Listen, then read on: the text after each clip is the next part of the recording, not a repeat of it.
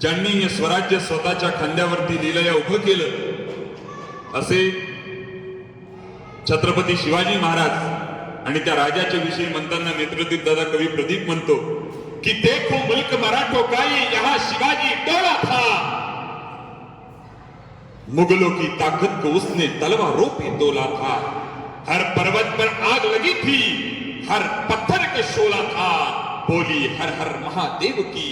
बच्चा बच्चा बोला था, वीर शिवाजी ने रखी थी लाज हमारे शान की, और इस मिट्टी से तिलक करो ये धरती है बलिदान की, इस मिट्टी से तिलक करो ये धरती है बलिदान की। अशी बलिदानाची धरती ज्या राजाने दिली, 18 पगड जातीचं राज्य ज्या राजाने निर्माण केलं। म्हणजे नेहमी म्हणतात की एखाद्या राज्यावरती राज्य करायचं असेल आणि त्या राज्यातल्या रयतेच्या मनावरती राज्य करायचं असेल तर आदर्श कुणाचा ठेवला पाहिजे, तर तो छत्रपती शिवाजी महाराजांचा ठेवला पाहिजे।